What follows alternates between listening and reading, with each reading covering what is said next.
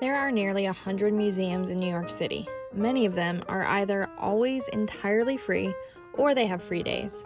We're going to go over some of the free museums in New York City in this video. Many museums below can be visited for free. However, free really means pay what you wish or by donation.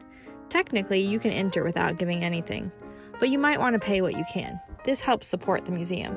Note that special exhibitions usually require a paid ticket. The American Museum of Natural History. Though if you want advanced time tickets, there is a cost for those. The pay what you can option is only in person at the ticket counters. The New York City Public Library is free to explore on your own or to take one of their guided tours.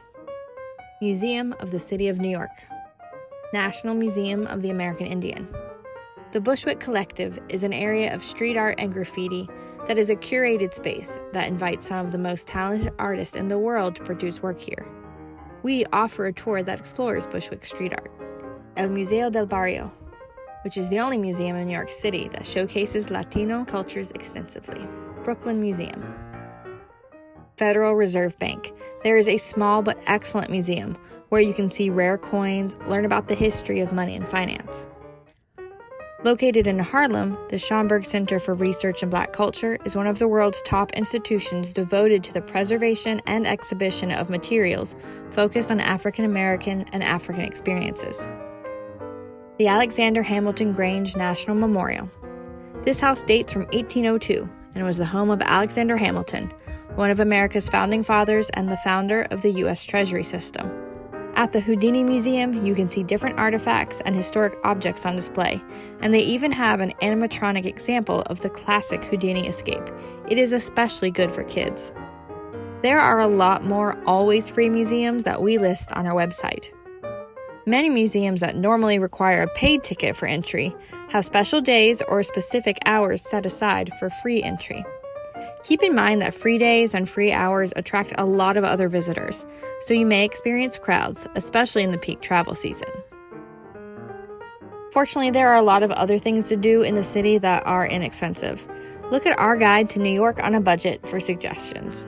You can find more about the exact free days and times for each of the upcoming museums on our blog post, which we keep up to date with any changes.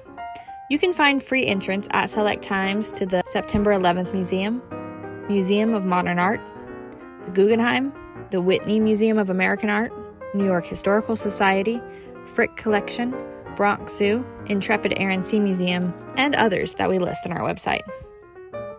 Another thing to consider is a tourist discount pass.